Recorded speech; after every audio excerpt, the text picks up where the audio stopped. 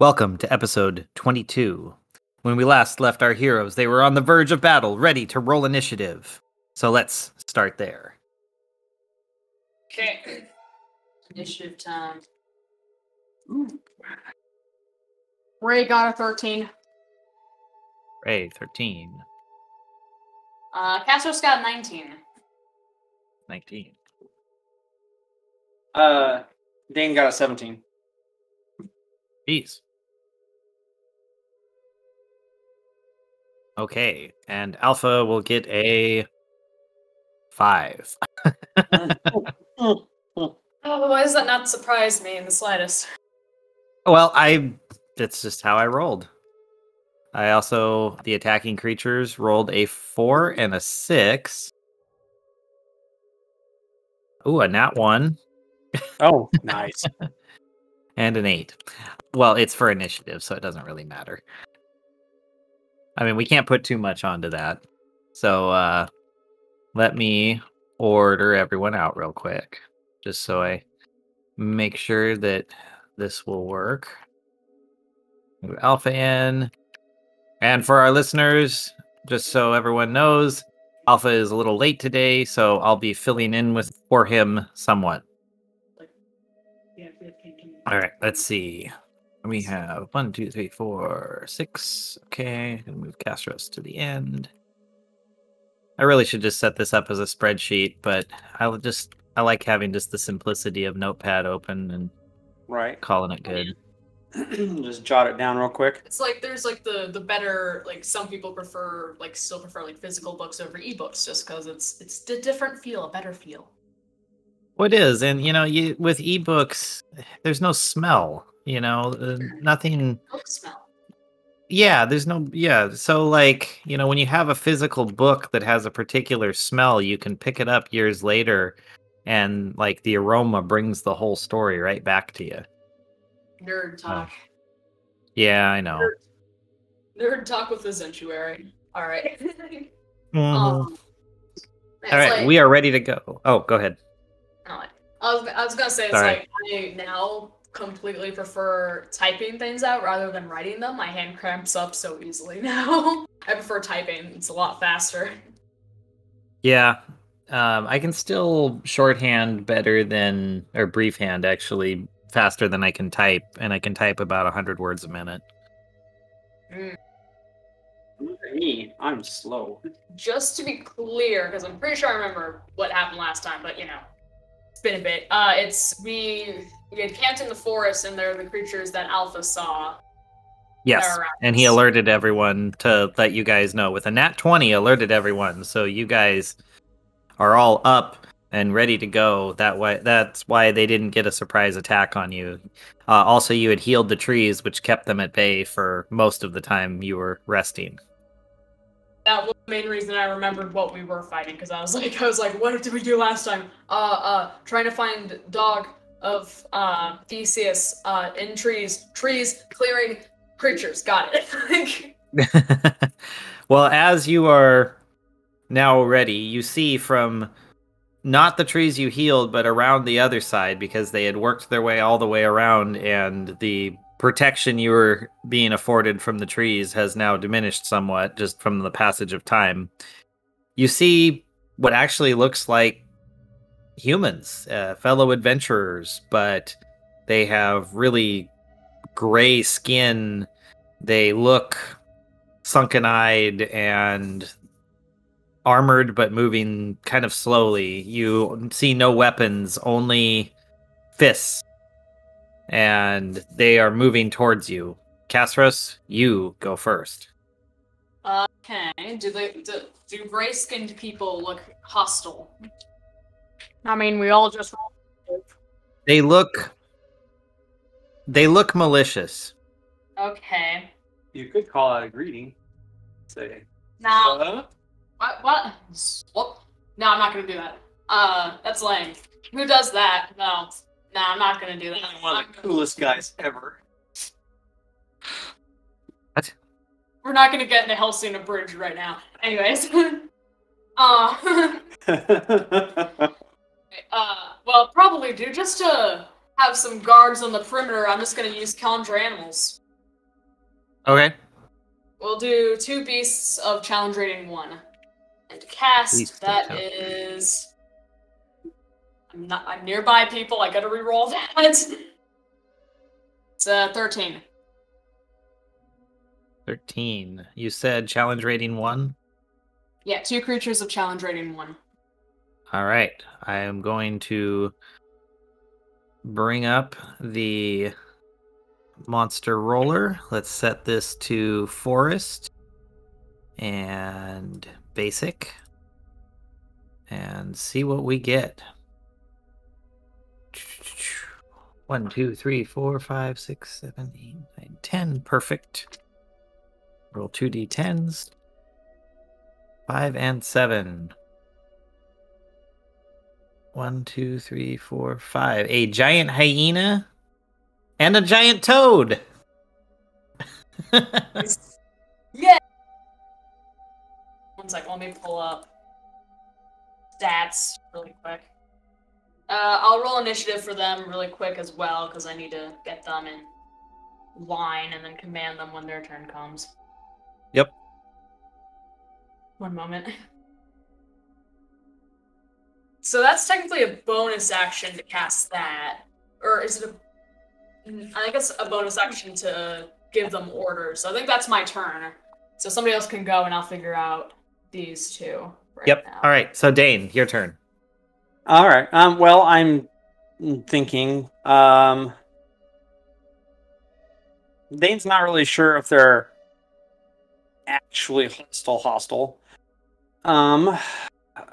So he's gonna call out real quick and just say,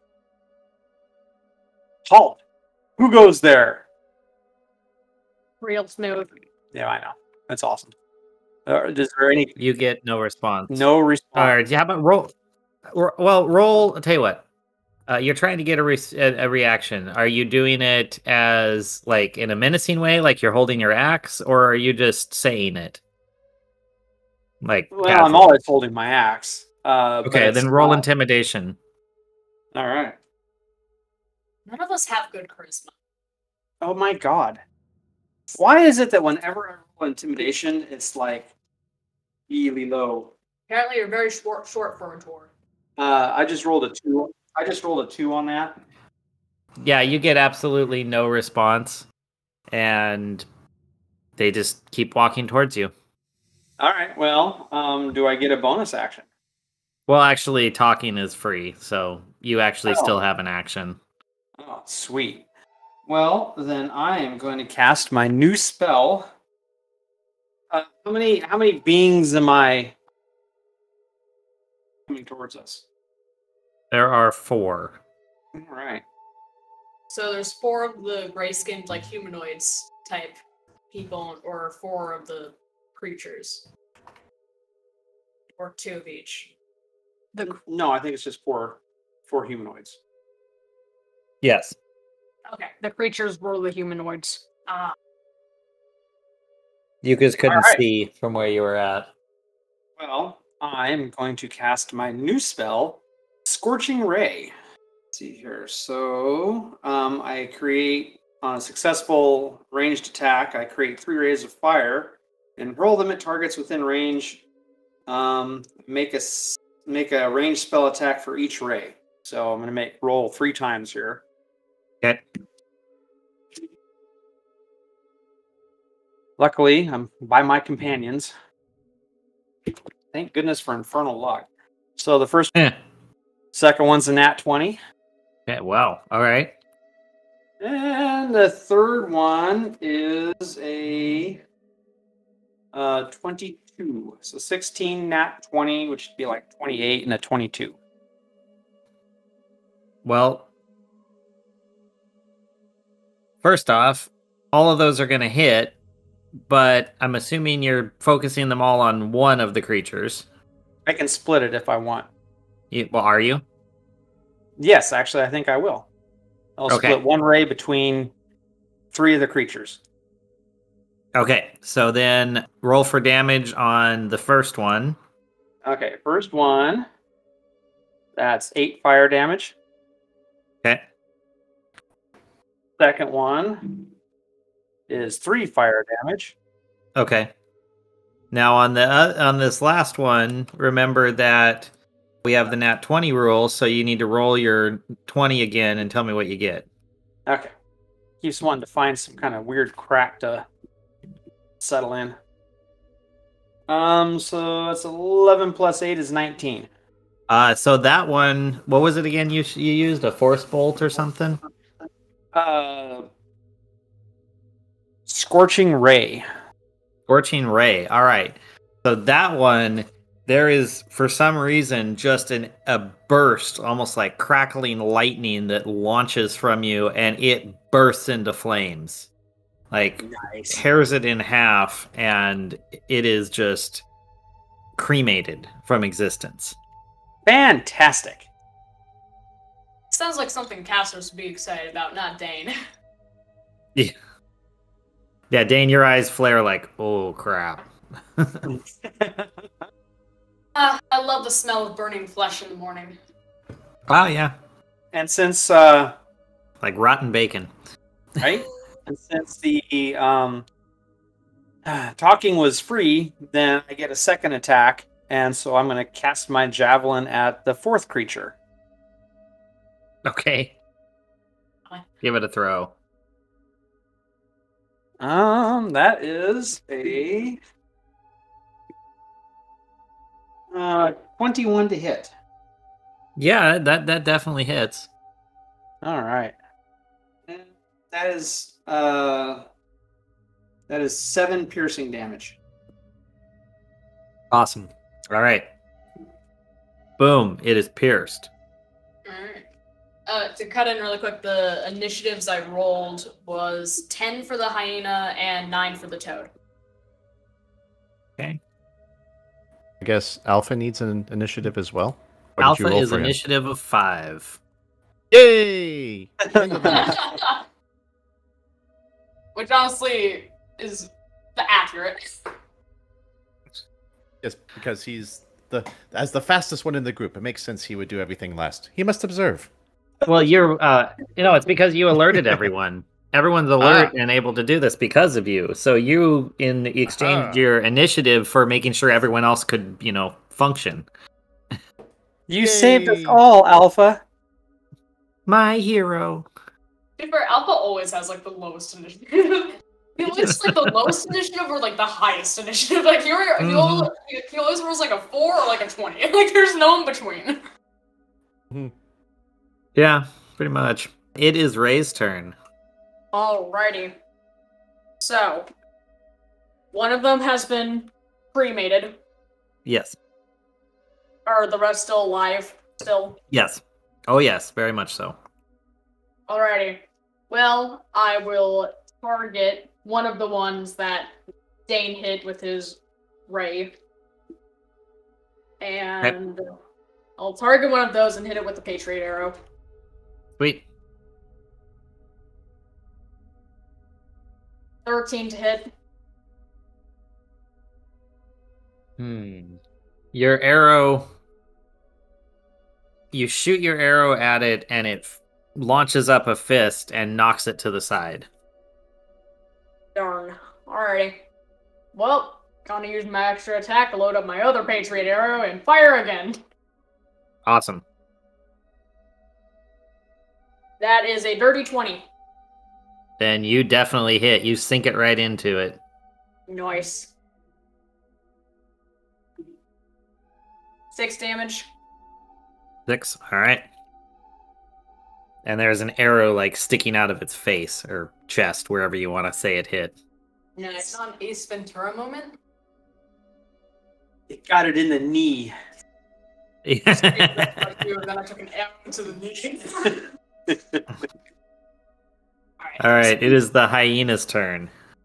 Cool. I like how we... Oh, actually, never mind. Hyena's just gonna come in on one of them, probably the one that looks to have the least amount of damage, and just bite at it. There's not much I can do with the hyena, so like it's bite or rampage attack, which I can't use right now. That is a 21 to hit. Oh, that hits. I figured. And then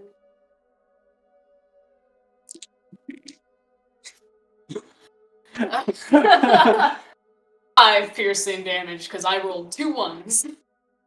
Awesome. All right. And then the toad. Toad. Yes, I want the toad to swallow a thing. Are they medium creatures? Yes. Perfect.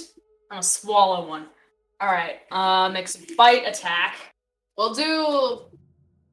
So one's cremated, one has an arrow in the face, one the hyena grabbed. What's the other one doing? Is that the one with the javelin in it? Yes. You're not allowed to swallow my Patriot arrow. I guess I'll I'm sure it would team up just on vomit the it back one up. hyena on that. And you're right, I don't want to swallow the javelin or the arrow. All right, go for it. Once the toad probably disappears and the javelin and arrow will probably fall out. I'm not risking it. Well, guess what? It's not your decision, is it? Toad's gonna go for the arrow. Are you kidding me right now? All right, go for it. 14 to hit? You hit. Yes. So that's... For the bite attack damage, that is 11 piercing. Oh my god. Plus... 9 poison. Oh, okay. And then... it's swallowed. All right, so let's see. Target is swallowed and grapple ends. The swallowed target is blinded and restrained. It has total cover against attacks and other effects outside the toad and takes 3d6 acid damage at the start of each of the toad's turns. All right. So we'll have that happen next time. So the downside is it would be that creature's turn right now. It being grappled, it is at disadvantage. So let's see. How are we going to do this? I guess I'm just going to roll disadvantage to punch the toad Yes, yeah. from inside. It says on the bite that the grapple escape DC is 13. Okay, so I guess I will try to escape first. And... Oh, yep, I rolled an 18. Ah. Oh, if I'm swallowed, is that... Oh yeah, I mean, it says I'm the grapple inside. ends swallowed. Yeah, so I'm physically inside. No, I'm restrained, so I can't do anything, but I'm at disadvantage. So actually, I'll just use that one, and I rolled a second die. That is a 7 plus... What do I have? 7, 14 to hit on a armor class 11 creature. So I hit. Okay. And I do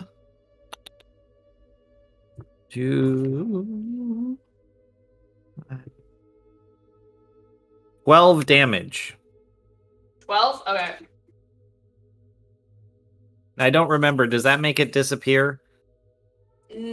Don't think so. I think it's until Okay. it hits 0 hit points. Okay. I wasn't sure if it was like it just goes away as soon as it gets hit or what. No. Okay. All right. Well, then the next one, which is not swallowed and still coming at you. Well, let's see. Who is it probably closest to? That's the one that got hit by... Crap, that's not the arrow one, so that's the other one. The javelin? No, not the javelin one. So the javelin one is the last one in the list here. Okay. So this one would have been hit by, I guess... The other one has to have been the hyena. Yeah, the hyena. So it'll attack the hyena. So... Alright, so the first strike is a 22 to hit. Yeah, that hits. And it hits for 8 bludgeoning damage. Say it ain't so. Yep. I will not go. And the second one, he strikes for 17 to hit. It's the hyena. And does 11 damage. Bludgeoning. at you. Okay, Alpha's turn. Right. Trying to think about like piecing together what the whole setup is here. So Well, we had. basically, Oh. yeah. I'll go ahead. Yeah, who? Yeah, go ahead. Oh, I was going to say we were attacked by 4 zombie adventurers. I incinerated one right off the bat. I actually did damage to 3 of them, but one I crisped outright. And then so one's got my javelin sticking out of him. One just got swallowed by a toad and has Ray's arrow sticking in his knee. And Yeah.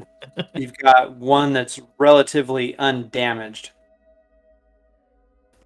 Hyena got it. Okay. Yeah. Who's the closest to me?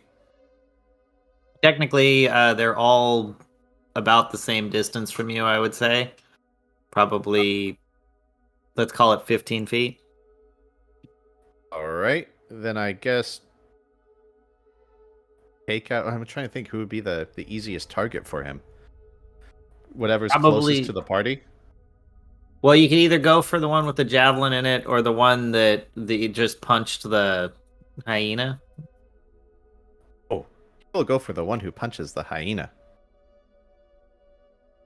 All right. Hyena must die. All right. That's it's using normal flaming fists of fury punches. So 25, 24, and 14. Yes. Yes. Really, all 3. Yes. What was my damage on this again? +4. So that's 8, and 7 magical fire damage. Jeez. So 23. Total? Yes, in total. Yeah, magical fire damage. All right. That's done some damage. And is that it? That's all That's he your does turn, for me. right? Yeah. Okay. So then the one with the javelin takes several steps forward and I guess takes a strike at Dane for hitting it with his javelin. Okay. The first one is a 20 to hit, Well, that hits. and that is 10 bludgeoning. And then it tries to strike again, and that is a 16 to hit. Nope. That Awesome. misses. All right. And then we are back to Casros. All right. So to maintain concentration, do I have to roll wisdom every time on my turn? Yes. Okay. That's 16. You should be fine. Cool. And then I don't really need to do anything. I'll just let my creatures take care of it when it's their turn. Could I do like a nature check to try and like discern anything from these humanoids? You could, if you wish. Or like an investigation of some sort? Sure, if you want. Which one? Well, let's see. Nature would determine something about a creature. So since it looks humanoid, probably not too beneficial there. Since it's humanoid, you could do like a medicine check to see if you understand anything about them. Like if they're zombified or not, or if they're like a certain not right in the head. Yeah, something like that. If there's something wrong with them. Although just a general investigation would. Okay, I was gonna say, or investigation. I would give that one to you. I'll do investigation then. Okay. Believe it or not, I actually have a +5 on medicine checks though. That's up to you. It's a 14 on that investigation check. Well, with that, you say, guys, pretty sure those are undead. So it's alright to kill them. Got it. Perfect. So I'm just gonna sit back and watch this all go down and direct my creatures. All right, sounds good. Dane, your turn then. All right. Well, I'm going to take a swing at the guy in front of me with my axe. All right, All right. So that's a dirty 20. nice. Well, that's a hit. Okay. Ugh.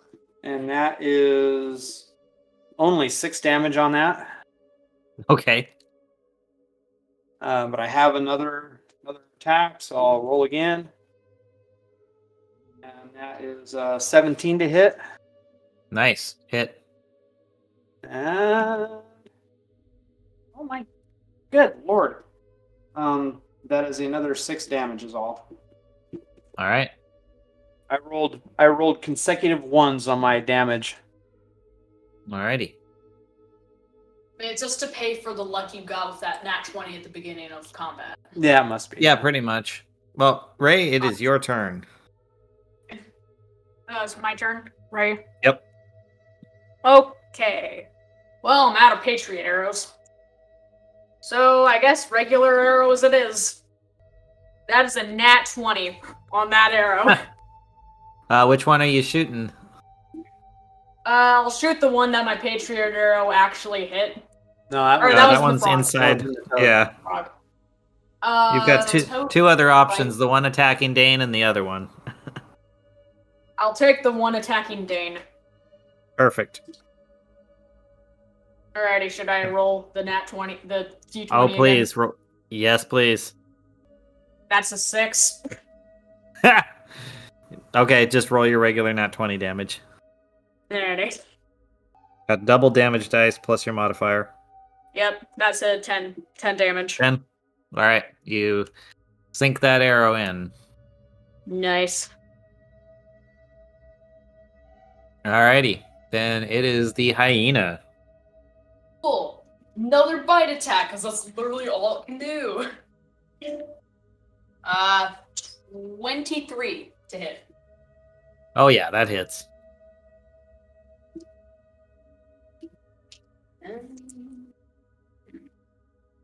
Yeah! Got full damage on that one. That's 15 piercing. Nice. Awesome. And your toad?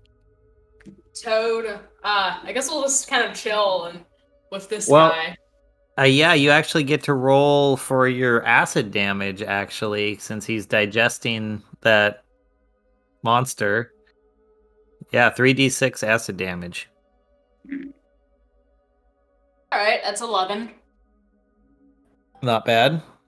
Not bad, not bad. So it can't swallow anybody else, but I think it can still attack. It can. Cool. It's like I guess the only one left is the javelin dude. Well, no, that's the other one. No, there's another one. Go for hyena one, sure. So just go Alright. over for bite attack. That one. That's a 20, Oh yeah, that hits. and buttload of damage. All right, one second. So first, 1d10 7 plus 2 piercing. damage. No, actually, Okay. yes, 7 piercing damage, and 1 poison, Nice. and that's it. Okay. All right. It is the turn of the swallowed one.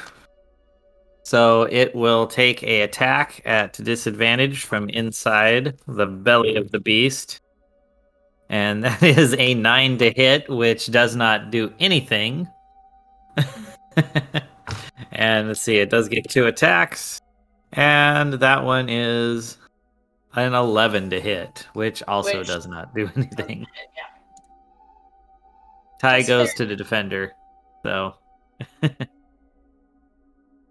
that's pretty Yes. funny. My toad got to All swallow. right. This is satisfying. This Yes. is glorious. Yeah, death by toad. Okay, so the one that's fighting the hyena will take a strike against it.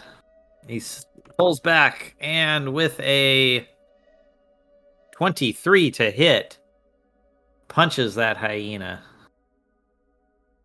for. Yep. That is. Where's my die? Keep losing my die. 5. 13. 13 or 14? Yep. 13 to hit. Got it. No, sorry. It does 13 damage. So it's already done its to hit roll. So it does 13 damage. My hyena is getting beat up. Yep. And then it comes around for a second strike. And that one. Oh, wow. He rolled good this time. That is a 22 to hit. Jeez. Yeah, that's.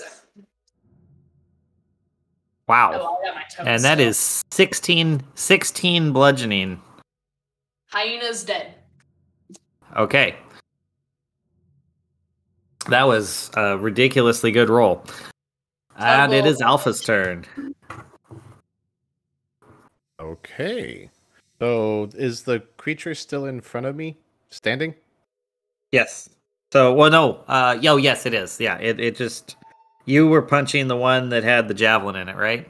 Or the other one? Oh, the hyena attacker. Oh, the hyena disappears. The hyena No. turns into dust and goes back to the Fae. But the creature that was attacking the hyena. Oh, yeah, it's still standing right there. Not for long!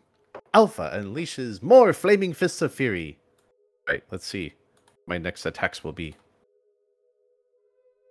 Avenge my hyena, Alpha. Right, 13, 24, and 20. 2 hit. Hit? Alright. Shall avenge you with 7 plus 8, 15 magical fire damage. Nice.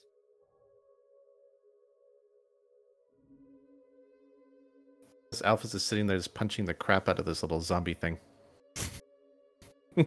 Yeah, but these It things are doesn't- tough. Boy, are they getting all soaking up the damage. Yeah, it doesn't seem to care that much. You're hitting it, and it's just like, whatever.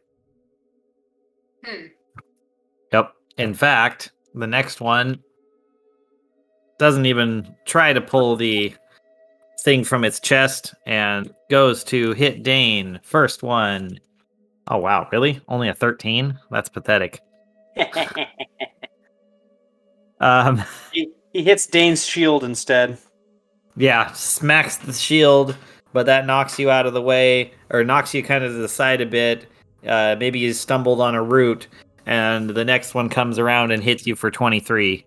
Yeah, that's a 23 to hit, that is. Good Just Lord. connected. You're rolling awful well there. Well, it's funny. I'm either getting like a 3 or a 4 or like a 16, 17. It's back and forth. And that is 13 damage. Jeez Louise. All right. All right, and we are back to Castros. Cool. Alright, interesting. Do I know what would, like, undead be vulnerable to? Because it seems like certain things aren't doing much to them. Oh, you would think fire. What we need is like a cleric or a paladin, but we don't have to.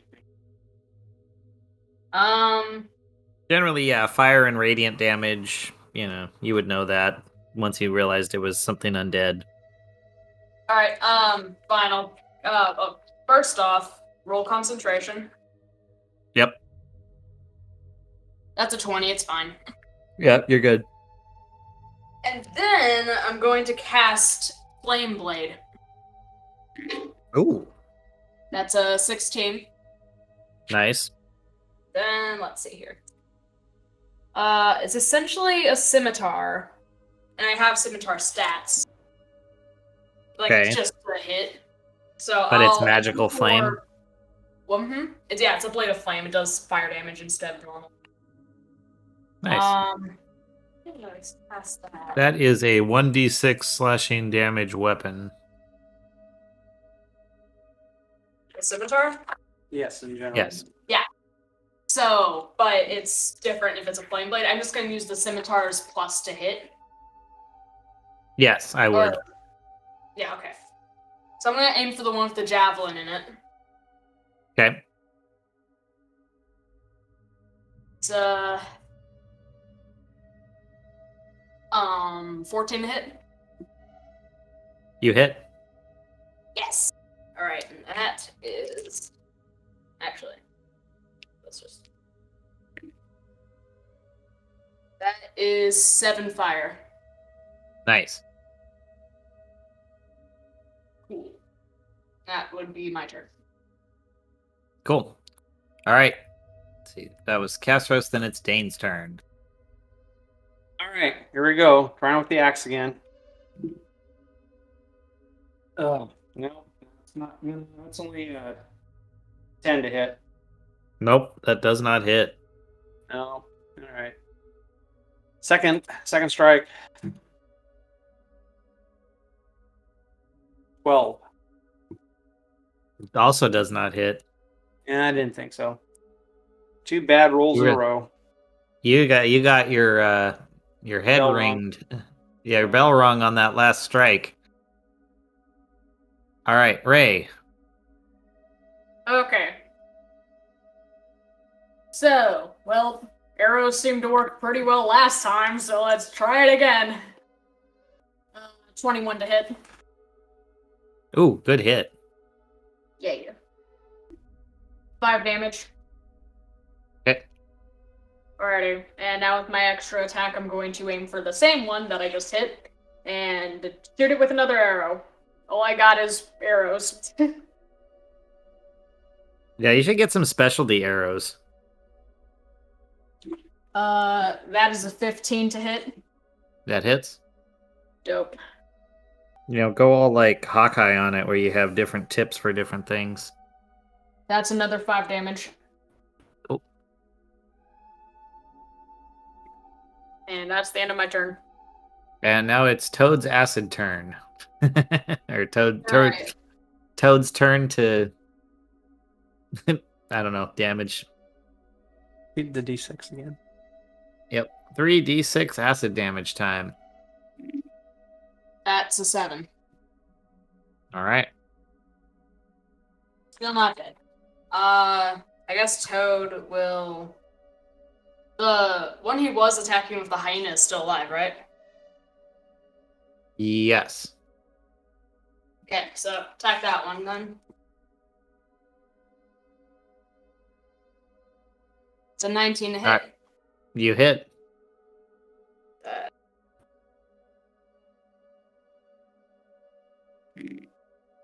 It's 11 piercing damage and 8 poison.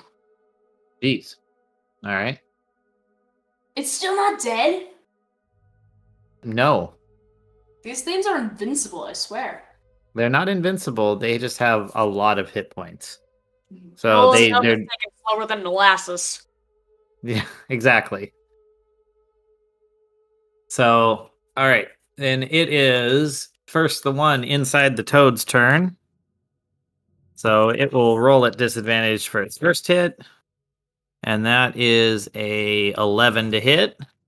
And then its next one is a 9 to hit.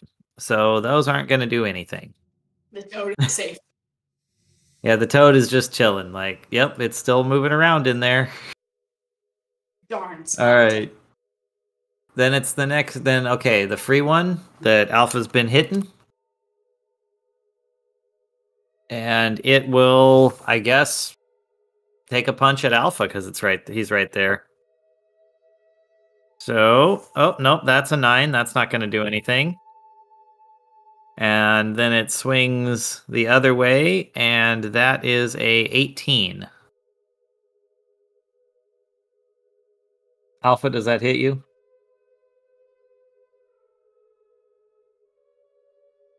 He appears to be muted. Yes, he does. All right. Well, Sorry. No, oh. Alpha's AC is 18. Okay, so Ty goes to defender, so you're good. So it is your turn then. Alpha punch back. We'll destroy this creature. Yes, I don't know how many hit points it has, so the first attack at 14. 14, you said? Hits. Yeah. That's 10 damage. Okay. All right. He's still standing? Yes. All right. Second roll is another 14 to hit. Hits. And it's another 8 damage. Okay. Let me add that guessing in he's- real quick. Yes, still standing. All right. So he does his bonus action, another hit. And roll 20. Dirty 20. Okay, that hits. So it's another 7 damage. Alrighty. And with that, it goes flying backwards, smacks the ground, its head crashes hard, splits open, and it just smells nasty. But finally died. Yes. Nice. All right. And it is now the turn of the one that was attacking Dane. And he will continue in that endeavor with a 14 to hit and a nat 1. Oh. At least they're The rolling poorly as well. Yes, so the problem here is I don't have another one for it to hit. I'm not sure what it's going to do here. So I think it just takes a full swing at you, misses, twists itself around, flips on its back, and is fully prone. Oh. Nice. And it's Cassos' turn. Okay. So, roll for concentration. That is a 15.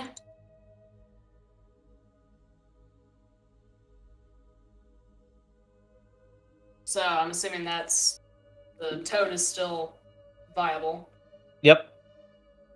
And the flame blade is another spell that can be used as concentration, but I don't think I can concentrate on 2 spells at the Nope. same time. So, Nope, one at a time. yeah, flame blade is gone, but I will. In fact, technically, I didn't realize that it was a concentration, so I think technically should have made the toad disappear last turn. Oops. That's fine. We'll just keep going. I don't want to retro anything. Yeah. All right. I'll just use regular. Actually, I'll use my club and try to bash its skull open. There you go. One in it. Awesome. That's an 8 to hit. That did not work. No, No. it's prone, so you get advantage, right? Oh yeah. Oh, yeah. So roll again. Ah, that's much better. That's 23. Oh, yeah, that hits. All right, and that's 20. It's 5 bludgeoning. Okay. Thwack. There's my turn. It makes a squishy, jello-y sound. Ooh, fun. All right, Dane, go ahead. All right. So Dane's going to take a chop down. So that is 19 to hit. Nice. And come on, give me a good one. Get out of the crap. Ooh, that's much better. That is 11 slashing Nice. damage. Sweet. And then he's going to swing again.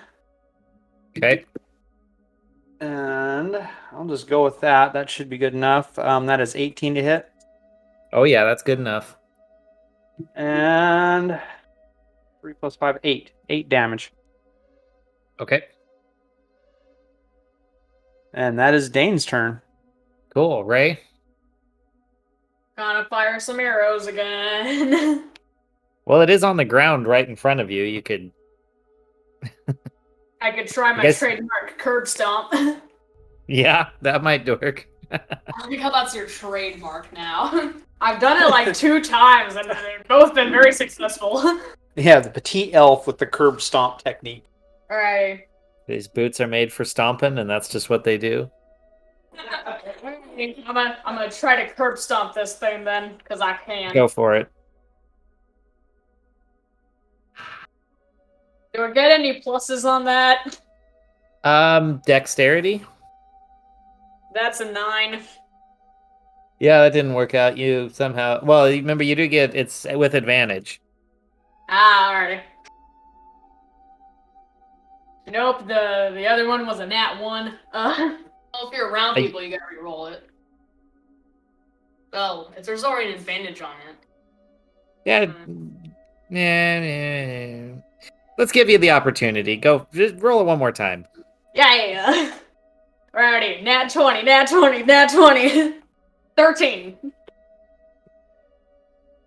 You know, just because it's prone, I'm gonna say that. Go ahead. It contacts. I mean, technically, it should go to the creature, and you should miss. But nah, go ahead and kick it. Yeah. How much damage would that be? What dice? That is an excellent question. I have no clue. How about just a 1d4 plus strength? 5 damage. Awesome. Don't on it for 5. Yeah, you hear a little bit of crunching. Can I use my extra attack to stomp on it again? Go for it.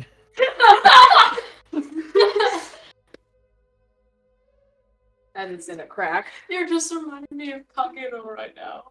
From he was focusing service at me. That is 12 to hit. Oh, so that does not hit. That was with advantage. Yes, that was with advantage. Oh my god! Yeah, you got so excited from that first one that you kind of stumbled and you missed that one. Darn. It happens. It's all right. It's the toad's turn. All right, 3d6. That is 10 acid. Nice. Nice. All right. And I guess since the only one left, it's just gonna leap and leap to the one that's prone on the ground and bite it. That'd be fun, but I don't know what. You know what? I kind of wanted to do that. Just jump and like try and like smash down on it like it's a wrestling match. With its mouth open too. It's like, ah. Yeah, go head, jump and go head first. Let's try it. All right, so roll for a bite. Bite with advantage. With advantage. Oh, it's 21. Oh yeah, you bite down hard. And then for dams, that's 10 piercing and 4 poison. Oh, he is not doing good. Perfect. All right, the one in your belly is gonna try and make its punch. And ooh, it got a nat 20. Oh no! Roll. Hold on. All right, hold on. Oh wait, it's disadvantage because it's in. Is it disadvantage because it's inside of you? It should be. To escape? Yeah. Well, no, I guess maybe not. Oh yeah, because it has. It's fully inside, so. It Hold says here that if the toad dies, then it's no longer restrained, and then it can escape. Yeah, but if I'm inside, the swallowed target is blinded and restrained. So I guess I should look. A restrained creature, speed becomes 0, cannot benefit from any bonus. Attack rolls have advantage. Creatures attack have disadvantage. Oh, so I have to roll again. Okay, never mind. That would be a 10 to hit. So never mind. There is no nat 20 on that. It went away. Lucky. Oh, thank God. All right, Alpha, it's your turn. Imagining him just out of the corner of his eye, seeing this attempted curb stompage going down, he just like jumps in and does like a flying guillotine kick straight to the prone zombie's head. Oh, jeez. All right, go for it. All right. Let's see here. It'd be the same as your punch, but with advantage. Yeah, and it's like a flame attack as well. Oh god. That's a dirty 20. Okay, that hits. And for this And trick, we're setting the guillotine on fire. Yeah, and that's 10 damage straight to the noggin. So yeah, the noggin, as you called it, pops like a melon, and your knee strikes the ground through it. His foot goes through the ground. His I'm- foot goes this- through the head and hits the ground. I'm imagining this like he just explodes this brain and this turns to the rogue and says, "This is how you do it."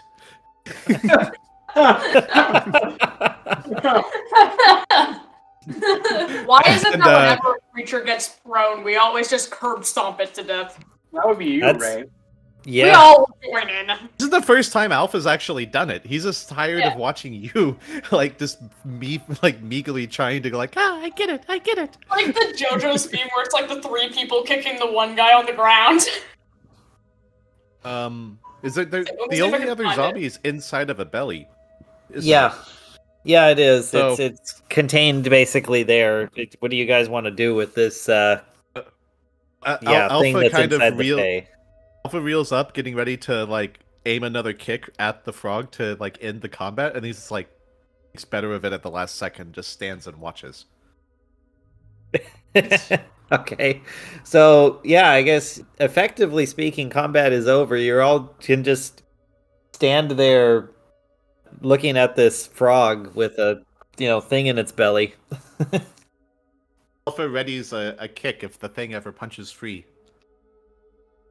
Well, Well, how about I mean, either it's gonna kill the toad eventually, or the toad's gonna dissolve it. So do we just have to keep taking rolls back and forth to see who fights No. free first? let's just short term this. I'm gonna make a roll, and Castros, can you make a roll real quick? Just Yep. roll me a 1d20 and tell me what you get. 8. 8. All right. So eventually, what actually happens is the Castros just is tired of waiting, gives up concentration. The toad returns to the Fae. The creature falls out, and it is mildly damaged and completely covered in toad acid. I'm going to say that because of the conditions of the toad, and because of how I just rolled, it is laying on the ground, face down prone, and starts to get up. Does someone want to go and just take it out real quick? Stomp Ray to use what Alpha Oh, it's has covered taught in you. it's covered in acid, so maybe physical contact might not be the best. No, this is probably true. Right, as it's getting up, Alpha hasn't used this ability in a while. He blasts it with a straight line through the face of Dragonfire from his fists. Oh, God. All right. We'll see if me a one's favor. enough. Well, just roll me a 1d20 and tell me what you get. A modifier or just 1d20? Just give me a 1d20. Right, 14. You beat my roll, so yeah, you just kind of walk up and you blast it with Dragonfire and you melt its face, and you basically just melt everything off of the skull, and it collapses back downward. Nice. Alpha killed most of those. Only 3. of 4. I think that Yeah. qualifies as most. But to be fair, 2 of the 3 were just a coup de grace. Yeah, true. So yeah. Well, that was fun. I didn't get hit at all during that battle. Neither did Ray. I sure got beat up.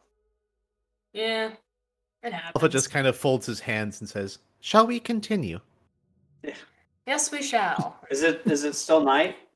No, it's morning. Yeah, Oh, this happened morning. So now we continue to follow the fairy fire.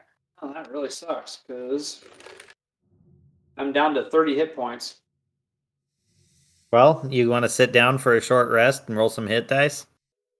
Or have me heal you, or you can nap on me while I'm like a giant elk or something. Well, probably be better. I mean, good berries would probably work, wouldn't they?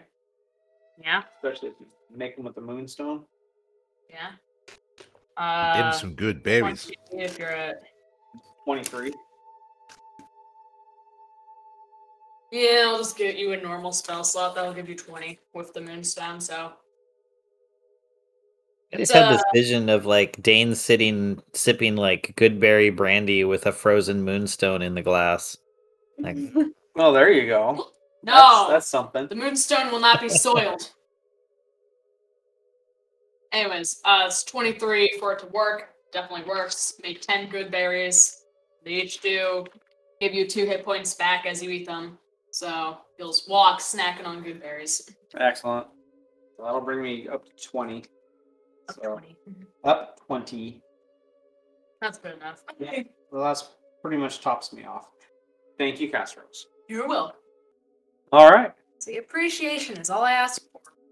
all right. Well, as you continue deeper into the woods, you notice that it's getting darker. And everyone roll me a perception check. 11. Ooh.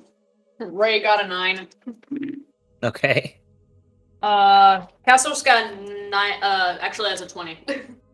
Dang. That's good because Dane only got an 8. Okay, so which kind of makes sense because Castros is, the druid, and is walking. So Castros, you're walking around, kind of observing everything, kind of mindlessly following the group as they're following the path, through the woods. So you got half an eye on them, and really you're looking around. You start to notice that between the trees there are like ropes, looks like white ropes that connect them, and there's some of them that are down. They parallel the path but are not on the path itself. Do a nature check. Sure. It's what's it again? That's a 18. This is your benevolent GM, and this is an ad break. We have a book. Please visit Azentuary.com for Azentuary, the Saga of Erda. Basically, season 1 of our podcast. Learn all of the weird inside jokes. Get to read the adventure instead of listen to it. And solve the mystery that is Erda. Again, that's Azentuary.com, where you can order your copy today. You recognize it as type of spider silk. Well then, fancy. I'll alert the part. I'll stop and make sure to not hit the ropes or spider silk. Be like, guys, there's spiders here. Is this place called Mirkwood? It's Anyway. woody and it's murky, but no. So Castros will jump in a tree and kind of examine and try to find points of origin for the spider webs.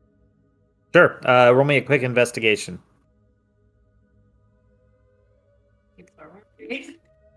That's not much better. That's a 2. Or no, 6. Sorry. 6. No, you can't tell. They're all over the place. They are like crisscrossing the trees, and you're not sure exactly where they go to. Right.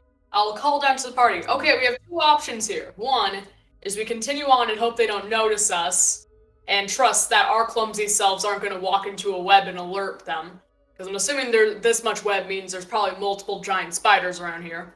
Or I cut the rope now and we battle them out with, like, readiness and preparedness. I'm leaning towards option 2. We don't know how many spiders are there or how big they are. I'm thinking option 1 is probably the better bet. Alright. But I'll be cautious the entire time. Good. Okay. So That's you right. guys just press on. I prefer option 1. Alpha, what are your thoughts? Alpha briefly considers just kind of sneaking through them. And then he's like, I will follow the group. They could cast. Must without observe, raising after all. hand. Ooh, That's true. There's a good idea. What? Okay, I missed what was said in there. Ray could cast Pass Without a Trace again. Me too. Ah, that's a good idea. Yeah. Alrighty. Do we want to do that? Yes, I think we want to do that. Alrighty. That's a 21. Whew. Yeah, that's a good one. All right. How long does this last for?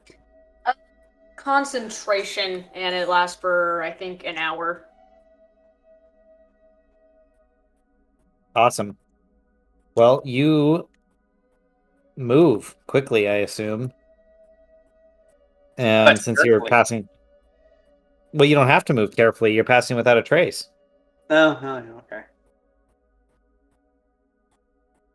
Hence why I figure you could probably move relatively quickly and not have to worry. In fact, as you do so, you start to notice there's a couple places where there's some thinner pieces of webbing across the ground, and every now and then you catch one of them, just a little, and you hear almost like a twang of a guitar string off in the distance as you continue to pass, and a half an hour or so goes by like this, and then eventually, let's see, your guys, what's your passive perception? Everyone's pretty be decent 10. in that, if I remember right. We'll just call it, let's just say 10 is good enough. And you guys all of a sudden notice there's something moving through the forest.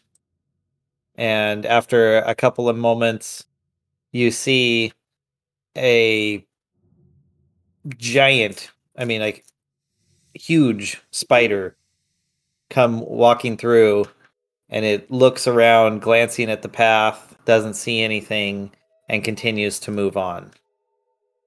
I want its teeth. So this thing is like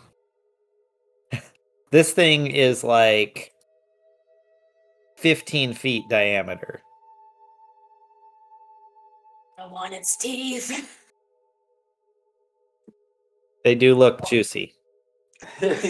One of its fangs would probably serve as a walking stick almost. Oh, I want a comfortably. nipple. So Those things it really does moved its on thing. from us. So it moves past, and as you guys watch it, it goes to the other side of the path and then behind you, trying to observe. It's like it's looking for you where you already were. Like the places that you would tread had sent signal, but it can't see you or track you. Snap a mandible off and make a run for it. Well, you don't have to. As long as you stay inside this 20-foot radius around me, you'll be undetected. Because I get to choose whoever's in that 20-foot radius that gets to be invisible, basically. Are we still within 20 feet? You guys are all together, so I would we assume you're all 20 within feet 20 feet. Spider. Wait, so you want As- to move over towards the spider, staying within 20 feet? 20 feet of the party, so I'm still undetected. And then Okay. use my dagger and cut off one of its mandibles. Oh, God. Okay, Hey, so first... As it starts doing that, Alpha casually takes out a baby from his backpack. In case. All right.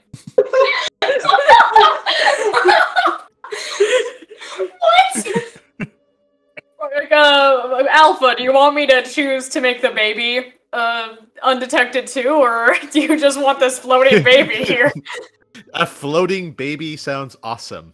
No, I'm not sure. Maybe we should keep it restrained slightly. Slightly. Is this like a real baby? Oh no, well, to you it might appear real, but it's not. It's actually a piece of Alpha's equipment, so it should automatically be hidden. Oh, okay. Then yeah. So, but it is disturbingly lifelike. Like one of those real dolls. Finally. Why do you have this? Anyways, that's just more motivation to continue with my plan, I guess. It's like this baby is also cheering me on. Okay, so, all right. Okay, first and foremost, all right, you're gonna do this. Make a attack roll with advantage. Okay. Do I get any bonuses on that? I'm giving you advantage. I rolled a 5 both times, Well, 5 That plus can't be whatever. Dagger. which would be a 9. 5 plus 9. So yeah, you. Wow, that doesn't even do anything. So you take your dagger, you put it up, and you make the slit, but it doesn't do any damage, and the spider all of a sudden turns to the side and roll me a dex save really quick. God. I think you get a plus on that because you're inside of this thing. Hang on. Yeah, you would get a. Yeah, hang on. Almost got it. There it is. Everyone has a plus 10 bonus to dexterity stealth checks. Oh, thank God. That My was a 9. God. Yeah, you're. So that's a 19. All right, Yeah. so you barely dodge out of the way, and because it had felt it, but now it can't find you, so it's looking back and forth, trying to figure out where you are. Cool, man. All right. What do you guys want to do at this point? Try again. Oh I God. think that's a really bad idea. I want this mandible, Dane. All right, so it is looking for you now, and so you're not gonna. I guess you have advantage, but so does it. So we'll say it balances out. So I guess roll your attack again. This time, trying to sneak up under it and hit it. But oh God, I'll give you like an extra +2 just because you are hidden. It's a hit. Yeah. And plus the advantage already? No. Or No, no, No. advantage. No advantage. Regular roll plus your hit and then +2. It's a 10. See, that's the gods telling you you're doing something dumb. Oh, wise That's one. it? Wait a second. Yeah. So what's your normal hit bonus? Like 5? She rolled a 4. Yeah. Rolled a 4. Oh my God. I know, right? Yeah. I used up all my good rolls when we were attacking the Zombies. Yeah. Yeah, you again, you do not you go and it like your blade glances off, and we'll just assume that you make that. Well, actually roll your dex save again.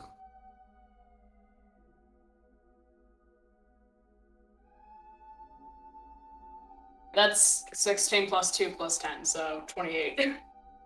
All right. So yeah, you're fine. And it still can't see you for some crazy reason. Alrighty, Ray's just gonna sigh Fine, I'll give it and up. take off this mandible herself. So No. get out of here. I'll give up. I'll give up on it. This thing's about the size of a delivery van. You're not, yeah. I think this is just a very ill-considered notion here. Ray just wants to get this over with and move on, and she doesn't want Casperos whining the whole trip, so she's just gonna rip it off herself. Use her short sword, and I mean, Okay. I won't complain. do I get the +2 too, or just regular? Yes. Yeah, you get the +2. Alrighty.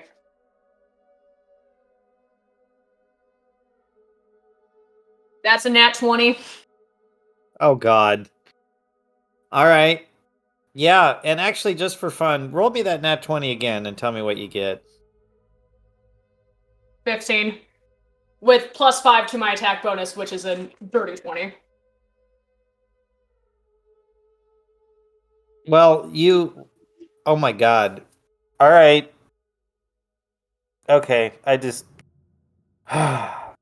you reach up, you cut it, and it screams, leaping backward, just spraying its blood basically all over the place. Because remember, with spiders, their blood is also the hydraulic fluid that powers their like limbs, and it is just gushing out where you cut would have been like in a human cutting the femoral artery. All right. So this thing just starts flailing back and forth, and you all just get completely covered in spider blood as this thing bleeds out in front of you, collapses across the path, and dies. Gaspros, here's your darn mandible. Let's get out of here. It's been glorious. I don't even care that I wasn't able to do it. I'm happy I got my mandible and that we killed the spider. Ray is the MVP in the spider forest. Apparently. My god. I think it's safe to say this breaks her concentration, though, and we are no longer passing without a trace. Oh yeah, you're concentrating. Well, you can make a check. I'm going to tell you, it's going to be a high DC. Wisdom. I do get a plus on wisdom. That's an 8. Yeah, you definitely, your concentration is broken. Well, let's run. Book it. Let's get the hell out of here. My newly gained spider mandible and my bag of teeth and run. I don't think you can fit it in your bag of teeth. How big is this mandible, do you think? Probably 3-4 feet? No, I can't. No, probably not that big. I liked your walking cane one, so maybe like a 3-footer. Alright. Well, fine, I'll just carry it then. Walking cane mandible. I love it. Yes, I'm gonna fashion this into a weapon later, by the way. Awesome. I highly encourage this. And I think Alpha should too. I know exactly what I'm going to do, Oh, too. that reminds me. Is Alpha still carrying around... Oh, and we lost him, looks like. Oh, he's back. Is Alpha still carrying around that staff that he took from the mermen? No, he delivered it to Braun. Oh, okay. Because that was a cool weapon. Oh, the walking staff? Yeah. Yeah, the one that can shoot fire or flame or whatever It it was was. lightning, I think. Lightning. Yeah, Braun has it in his forge. Yeah, I know exactly what I'm going to do with this. I'm going to need probably Alpha's help and my survival nature expertise to make it happen, but I know what I want to do. What, turn to a spear? No, I'm going to see if I can rework the veins or like the poison glands like in the mandibles and see if I can like still keep it a poisoned weapon and like store poison in it to just like so it's just poisoned all the time. Okay, well, I'll have to fashion it later, but for now, let's just book it through this forest out of the spider's territory. All right. Well, you guys book it towards the next fairy light, and you get there. You can definitely see this is the location, and it's getting late in the day. It's taken a full day of travel to get here, and you don't see any of the fine webbing, only some thick webbing, and you've seen no sign of any other spiders. So this would be a good place to set up camp. That's good. And we shall do so. All right. What we do that? We Okay. won't argue. We don't need to argue out. Watch. I'm just gonna roll real quick. Nothing happens, so you're good. All right. So while we start setting up camp, I'm going to examine the mandible and kind of see what's intact. How's like where are poison glands stored on the spider? Up I in the don't know mouth. spider anatomy that well. So basically, what it The is? Castos probably does. It's think of the spider fang as like a backwards tusk, and up at the thick part, there's going to be a big poison sac, and that's kind of, I believe, that's how it gets, Okay. how it delivers the poison. So, but like there I'm should be like veins running through the mandibles in order to deliver the poison, right? Yeah. Yes, there's a venom canal. Yeah. It's Okay, so I'm looking it up. Yes, the poison gland is actually in the head, and the fang itself is just like a big hypodermic needle. Perfect. So what I'm gonna do when we have the chance to, I'm gonna fashion my own kind of poison sac to attach to the where it would connect to the head, like the fang, and then just on occasion replace slash refill that sack of poison and just constantly have a poison weapon. Okay, that sounds great. So you like a tanned pig's bladder up there. Yeah, something or other Cool. like that. What is Castros' survival check? Oh, +5. He could probably go hunting right now and get some kind of like supplies for it right now, or fashion some leather or something from some creature. Sure, give me 2 d20 rolls with your +5 on each.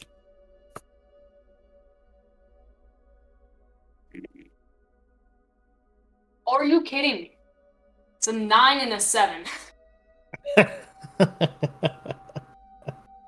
Well, so you go looking around your campsite and you don't find anything familiar to make a poison with, or an artificial venom. Some spider venom on me from the medium-sized one back in below the capital. Oh, I thought you used that up. No, I still have 15 uses on it. Oh, nice. Cool. Well, there you go. You can just use that. And I'm confident you can use an old empty water skin for the top. But yeah, locally, you looked locally first, gave up, and then had to use your own supply. Yeah. And I can make a less crude version of it later.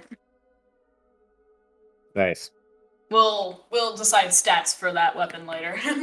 Yeah, I'll have to think about that one. So Castros is just gonna be tinkering with this off in the corner. All right. Killing with Castros. Yeah, Castros fiddles around, takes first watch. Everyone else rests, so everyone gets the benefit of a long rest. Oh, good. Okay, so and then I'll probably switch with somebody during the night. remember, Alpha is always somewhat aware, so. Oh yeah. Yeah, but he still has to shut down for 6 hours at a time to get the benefits. So. Yeah. All right, so we wake up the next morning then? Yeah, you wake up the next morning and I guess take off on your way. As you are looking around, you notice that the forest seems kind of stagnant, dead. The trees are alive, but not really healthy. Yeah, you can tell there's just kind of something wrong with all of them. And see if there's some kind of curse or magical effect at play. sure. That's a 19. You can tell that. Yeah, but you can tell a lot with that. So particularly, yes, there is some type of curse. The Arcana is powerful but mild. So it's strong, but its effects are not extreme. It's more like a magical rot against the vegetation. All right. I'll let the party know that there's some kind of curse at play. And as you continue on, you eventually get to a point where you can see the trees thin, there's a bit more light coming in, and the Arcana feels strongest there. So you are, let's say, nearing the end of the day. You guys walk all day, you're mid-afternoon, say 4 o'clock-ish, maybe 5, and the trees start to open up. And this is where your Arcana sense is really tingling. It's getting stronger as you're getting closer. Whatever the origin of this thing is ahead of you. And the forest event then, as you continue to walk, opens up completely. And you see before you a just giant body of water. It is huge. It stretches as far as the eye can see. Oh. All right. Kind of like Lake Michigan, huh? Yes. Very big lake. Does it seem like the lake is the cause of it, or is there another source? There is definitely something towards the lake, or coming from the lake, and from where you're at, all you can see is the water, and you get the feeling that that is there because you're still a ways off. You're still like a couple hours walk to get to the lake. All right. Okay. So Well, we shall trudge onward then. awesome. You eventually get down closer to the shore, but you're still, somewhat off. Say, I don't know, a hotel's distance away from the ocean, whatever. I'm sure that's pretty standard. And you can see now off in the distance, there's an island in the lake, just a bit, I don't know, a nautical mile or two. I don't know how to put this. You can see it, but it's kind of fuzzy. Okay. It's out there. It's out there in the lake, and you can kind of make out the shape of it. And you continue to feel this Arcana feeling strong as you go forward. And then, as you push ever closer to the lake, eventually there's movement, and you get down towards the water, like within, I don't know, let's say 30, 40 feet, as you guys are kind of examining and checking this out. And all of a sudden, a woman bursts up from beneath the surface. And she appears absolutely beautiful and says, Hello. How are you doing? Why, hello, Lady of the Water. We are doing well. How are you doing? oh, she says, Oh, I'm doing so wonderfully well now that I'm out here swimming. Would one of you like to join me? and she looks. So the thing is, to each of you, she appears to be of each of your individual races. So to Alpha, you see a Warforged woman. Dane, you see a Dwarven woman. Ray, you see an Elven. And Castros, you see a Tiefling.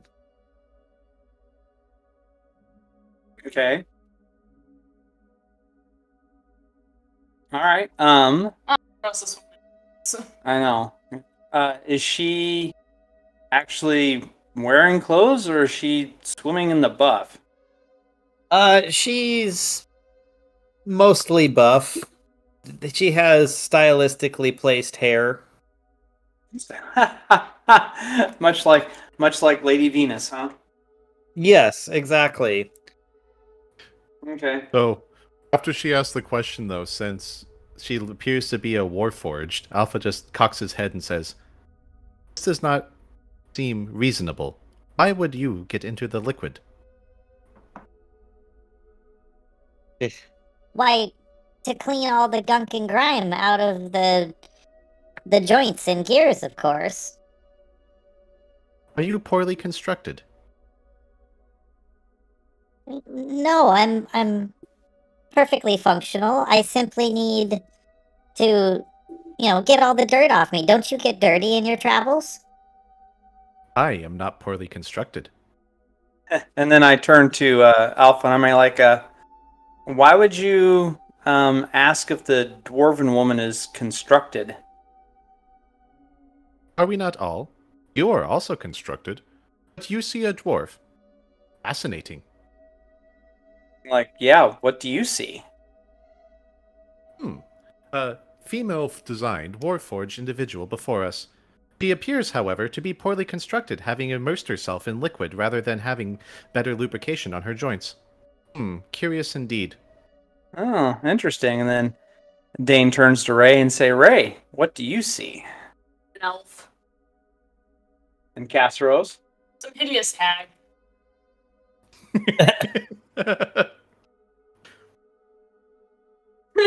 Yes, but is the hag an elf, a dwarf, or a warforged? I don't see race, excuse me, but it's a tiefling.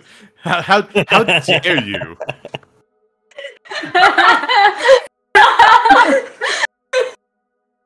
I like how that's a thing for you, but for Alpha, he literally does not see race. He just sees different designs.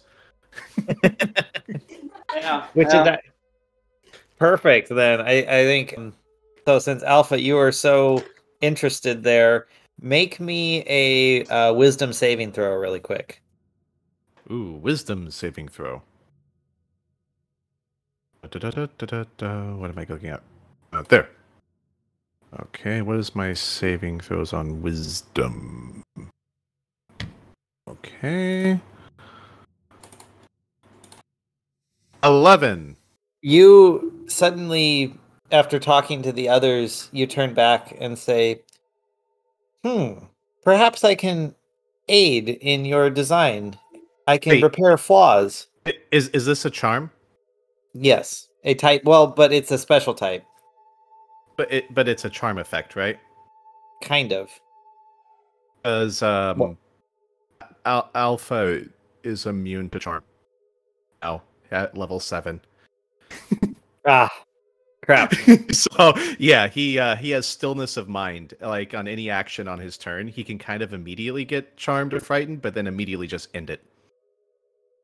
Ah, all right. Well, you kind of get the feeling that you can help repair this creature and make it better, and then Okay, throw it out of your and then, mind. Yeah, and then he says, "You should remove yourself from that liquid immediately. It will be caustic if you are poorly formed." Like, says, But I'm still so dirty. I cannot remove myself. Perhaps one of your friends could help me? I would recommend powering down for an extended period of time until winter arrives and the ground hardens. You may then more easily remove yourself from this predicament you are in. Oh, Alpha is wonderfully dense, isn't he? It really is. Well, he's wise, just not smart. Like he can analyze things and find solutions. He's just not good at, appreciating certain things. I was gonna say he's really good at collecting data, but when it comes to extrapolating and using said data, he tends to make odd conclusions. Oh, from his perspective, it is the right conclusion. However, if data proves otherwise, he will adjust his conclusions accordingly. She kind of watches the conversation and then says, I can help you. Don't you want to get out to the castle? Castle? Is the castle happen to be on the island out in the middle of the water?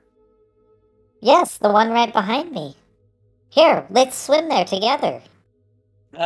Let's not. That is a very long swim, and I am a dwarf in armor. And, yeah, that water looks cold.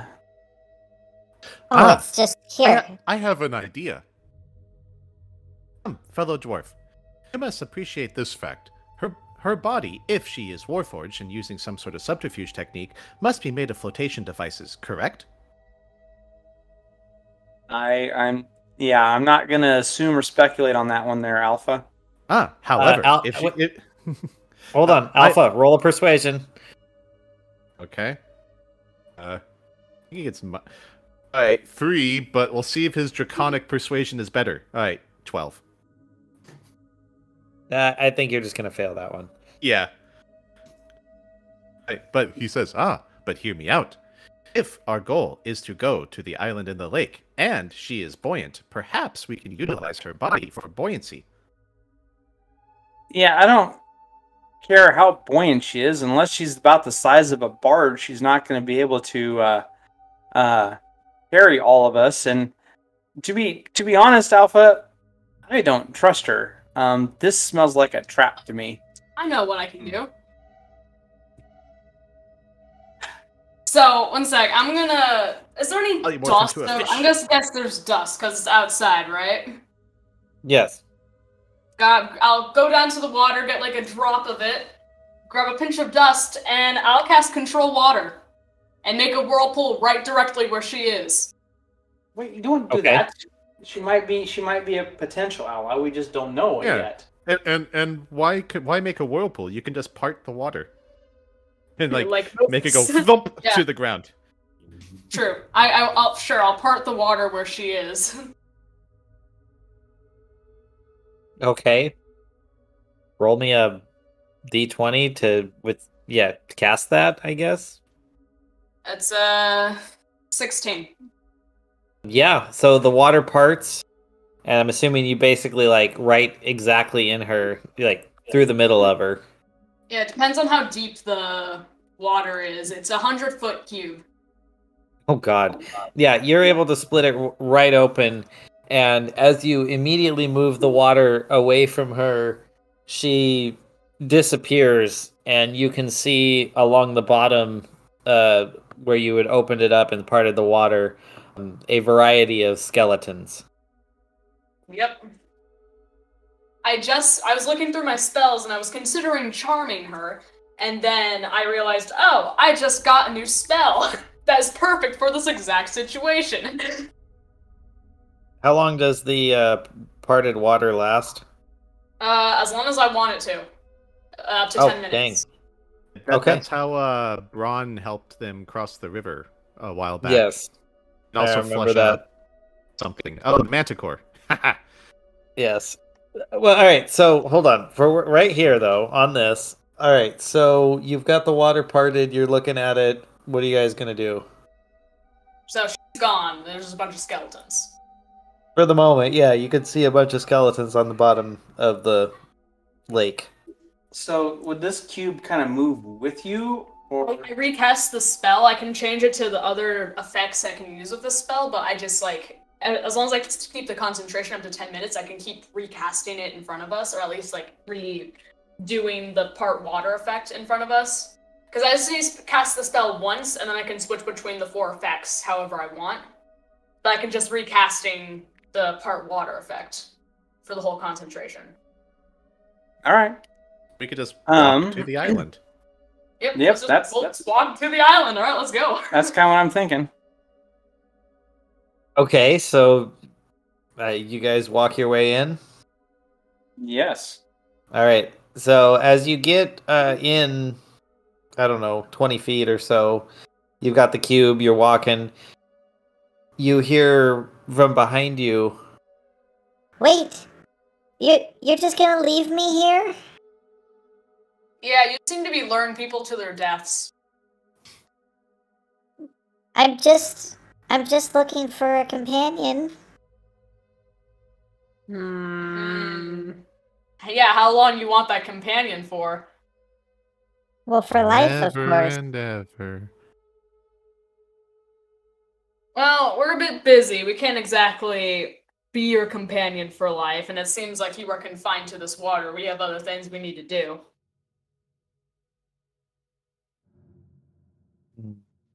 So But be it. tell you what, I will. Actually, no, I can't do that. Never mind. I was gonna say I was gonna cast Conjure Animals and just give her a few Fae to play with for a bit, but both of those spells need concentration, so can't do that. Sorry.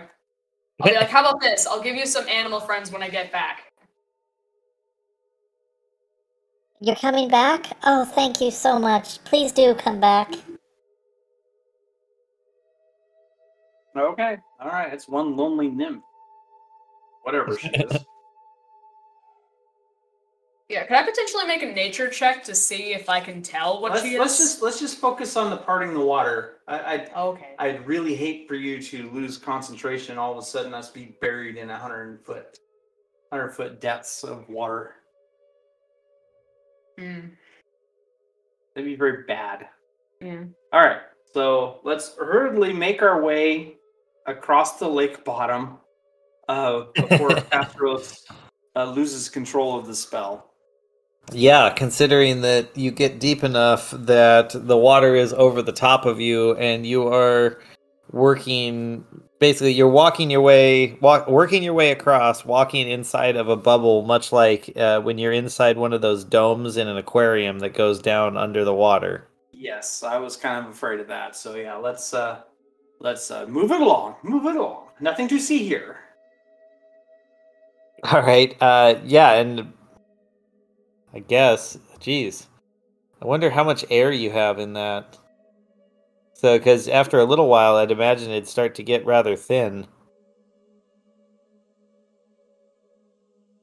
I don't know. Well, 100-foot cube. I mean, there's only 3 beings that are actually breathing it. I don't imagine Alpha really needs oxygen that much.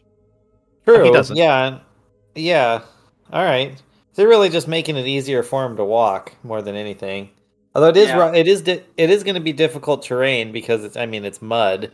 So you guys are going to have a pretty slow go. I mean, it's going to take a long time, and so I'm going to say you're probably going to get about let's call it halfway Well, across, and you're But feeling here's the tired. thing: does the control water actually remove the water from the ground as well?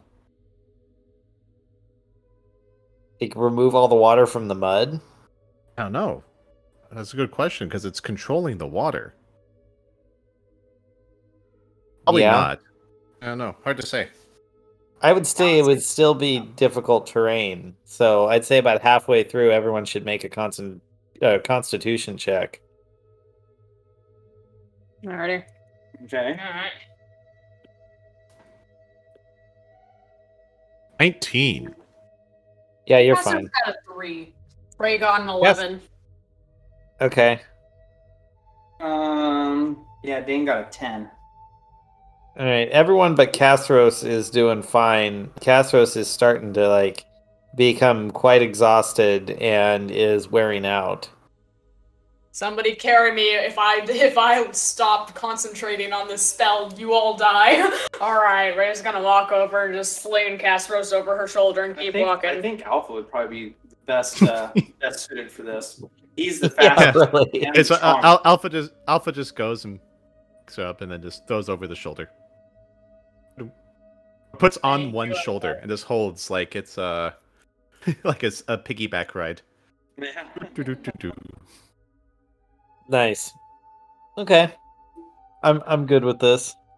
That's a appropriate way to do it. So you like- guys and it's getting dark. That's the thing. So I mean this is taking a while. It's gonna get pretty dark as the sun sets. You're down under the water. You're not getting much penetration of light. Eventually, you're gonna find it very hard to see. But you keep going. You keep your concentration, and you basically just follow the rise of the seafloor. In fact, someone should probably aid in that. Let's see. Ray, as a ranger, do you have any type of pathfinding or way to help? I have a new natural exploring ability for coastal areas, but I don't think this really counts for that. Well, it kind of does. I mean, we were on the coast of a lake. Yeah, You're I'll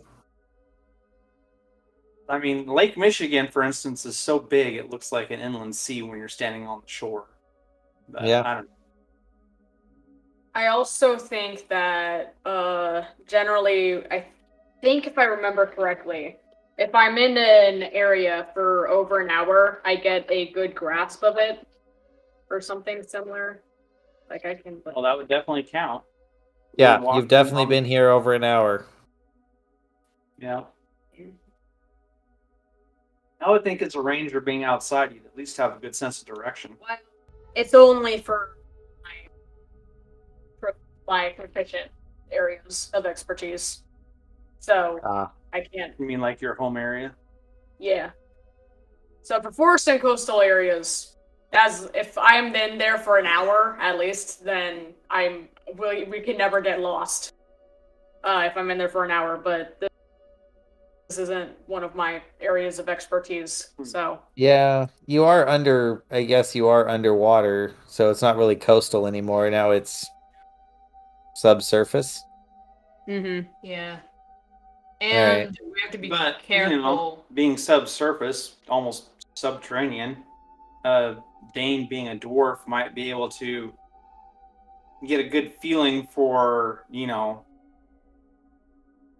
rise and fall and maybe kind of be able to maybe feel where the lake The that's earth going to be changes. shallower. Yeah, I like that. Now there's a good argument. I mean, this wouldn't be a So- whole lot different than being underground. Exactly. So yeah, definitely. You could, yeah, definitely roll a, what would that be? Like a wisdom check to see if you can aid in guiding. Well, this, I really wish my stone cutting actually had some kind of a plus on it. Yeah. Well, proficiency bonus. I mean, whatever your proficiency bonus would be. Okay. So roll a wisdom plus Yeah. my proficiency. Yep. Okay. Ooh, well, there you go. I rolled a 17 and my proficiency is 5, so that's a 22. Oh yeah. Then you're like, okay, everyone, hang in there. We're almost there. Check it out. This is sloping up. We're definitely going to break surface soon. The island's right ahead of us. Nice. And I imagine my dark vision probably helps a little bit too.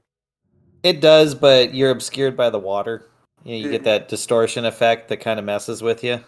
Okay. Just so I'm trying to give you more of a bonus for the stone cutting and being underground and your experience in that. You're not really seeing. You're like, it's part of your ability. You're kind of feeling it out, knowing your experience, all that stuff. Yeah, that works. I like it. Awesome. So yeah, you guys break surface, and Nice. you find yourself on this island, and it is dark. You've got the sliver of a moon, so you're pretty much hidden. Alpha is going to have the hardest time seeing. He can definitely see you guys, but not much more. Everyone else that has dark vision, you are next to a high castle wall. Okay. Cool. I see the Probably man in the high castle. Probably be a good idea to kind of make camp on the shore and tackle the castle in the morning, I would think. You do that, and really quick, roll a perception check. Like passive perception or? Well, you can just do a perception check. Just roll one. All right. I mean, your passive perception becomes the minimum, but if you roll higher, you can tell me what it is. It's only an 11. Actually, I think my passive perception's higher. My passive perception's a 12, and I rolled in a 7 plus a 4 is an 11. Yeah, so, okay. So I probably don't perceive a whole lot. No, you don't. What about, well, let's check our others. Let's see if anyone else does. Does anyone else perceive anything? Perception check. I got 20. Yeah. Whoa. All Alpha right. doesn't Well, see squat. Ray that's got a all right. 12. You guys are all covered. Castros has got you. You all come out of the water. You're kind of exhausted, but as Castros is there, kind of you're all catching your breath, and Castros just kind of says, "Guys, I think we're being watched." Doing all the work. I just got us through a very large lake. I'm the one who noticed something was wrong. It's like, Well, hey, maybe you're this world's version of a Navy SEAL right now. The ones that don't have breaking points. Castros could literally be a seal if he wanted to. I guess Alpha did scare me for that one. Yes, but would you? check, so. But would you be a member of the Navy? Haha. Yeah, I don't know if you'd take well a Navy discipline. I'll take well if any discipline. I wonder if you could turn into a seal that was the color blue. Well, Harbor Dark blue seal. is I'm a kind Navy of SEal. grayish bluish. Grayish bluish seal. But Yeah, can- it doesn't ring the same as a navy color, but yeah. But could Castros actually turn into a seal? Where would Castros have seen a seal? We've been on many The sea forest. voyages. Yeah, you've been on a lot of sea voyages. Yeah. But we haven't really been in the Arctic yet, so a leopard seal is also kind of a grayish bluish, and leopard seal is something you don't want to mess with. So, yeah. All right, the grayish bluish leopard seal has noticed that you're being watched. Oh god. I try to locate where we're being watched from. Let's see. Since you're trying to locate that, let's call that let's see, investigation. Since you're actively trying to investigate where it's coming from. 9. You can't tell. Alright. Protect Jeremy. All right. Oh yeah, Jeremy. And Jeremy is like curled tight right now. Okay. 1 second. I'll comfort my poor Jeremy. So I'll comfort him and I guess just kind of look around while everybody else catches their breath, I guess, and see if we can't find like a safe-ish place to set up camp. Okay. Let's see. You start moving around, kind of. The castle walls are really tight to the shore, so you don't have a whole lot of space.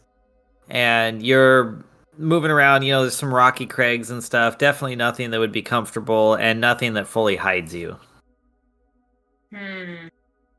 So, we might need to make camp in the castle.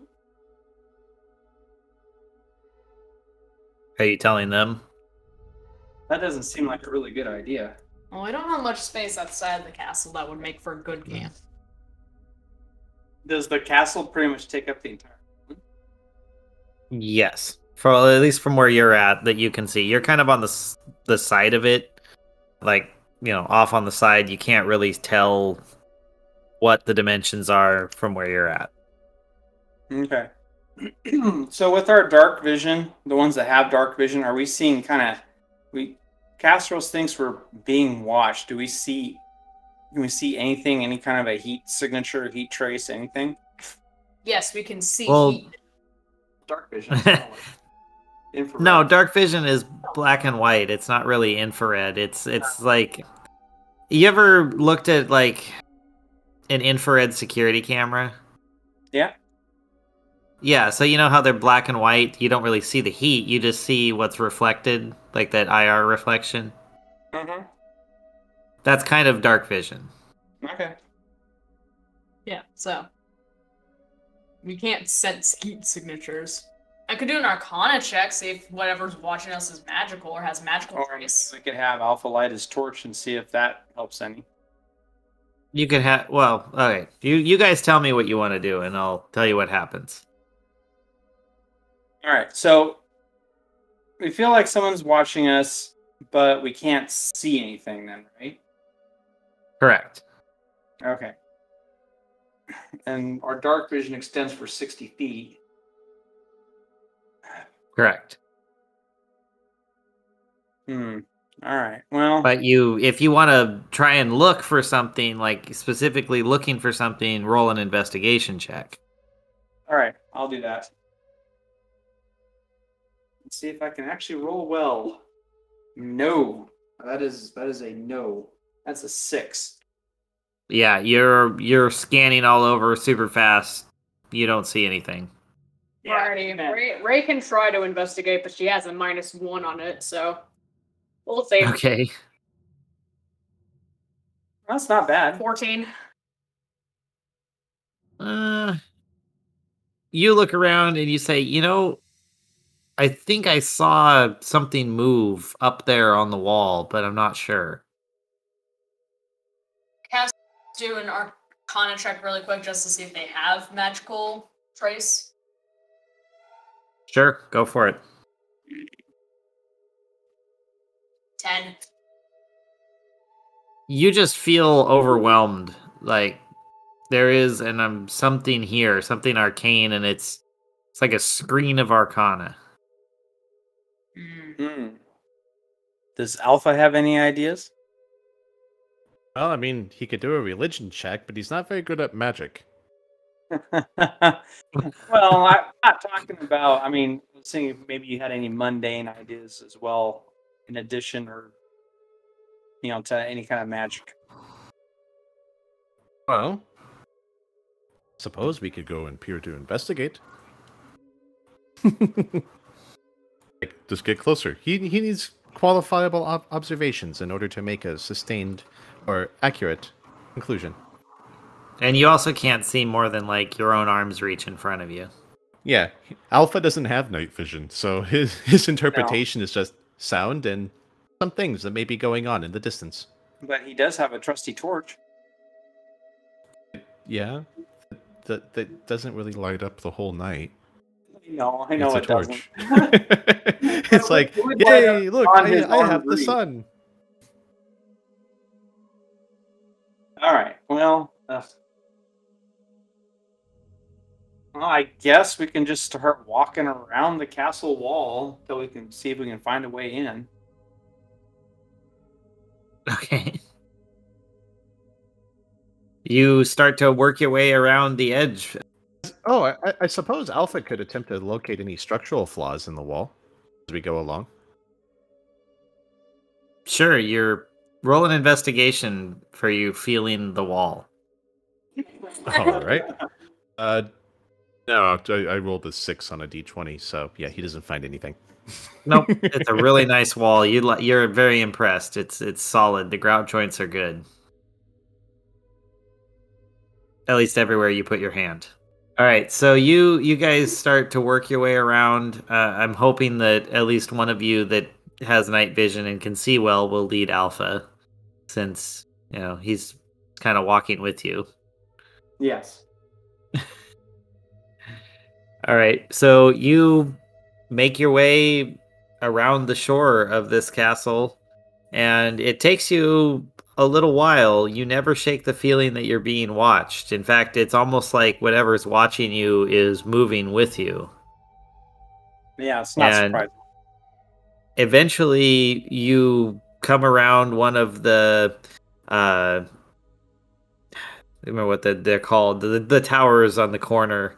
Not quite the parapet, but Anyway, you kind of go around the corner and you see a bridge. Looks like it goes from a lower dock area up to the front door. And it's a big door, like a big slab of oak, all iron banded together. Okay. Well, I guess we go up to the front door there. All right, so you guys all make your way to where you can hop over and then walk right up to the door. All right, it's huge. It stands, this is meant to be imposing. The stonework is grandiose. The entrance gate is 20 feet tall, 10 feet wide. Exit gate, door. Yeah, it's just huge. You'd imagine that if you swung it open, it would make the classic castle door creaking sound. That it is impressive. Grand. Okay. Is it locked? Dane's gonna You try go- and open it. All right. You walk up and just for fun, do you push or pull?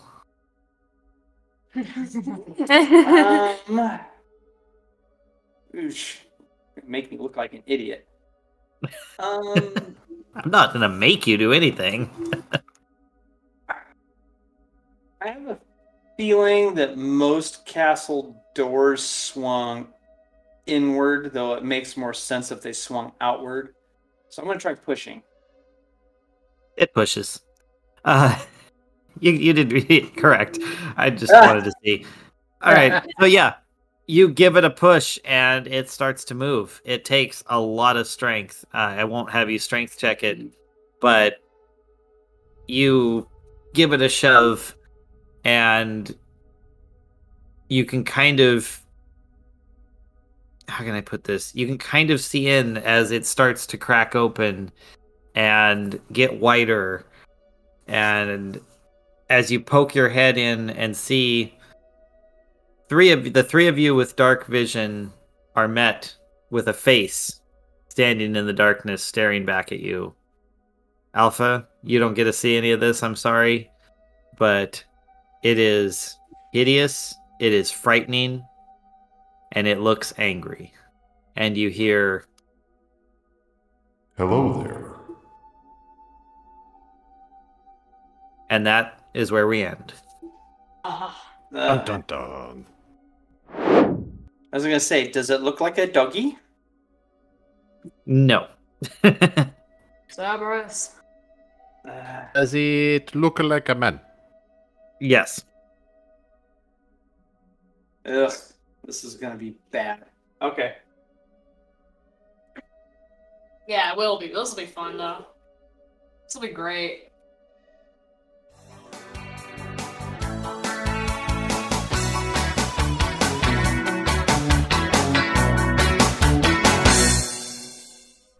This has been an Azentuary LLC production. Find us online at azentuary.com for our character bios, merchandise, Patreon, and more.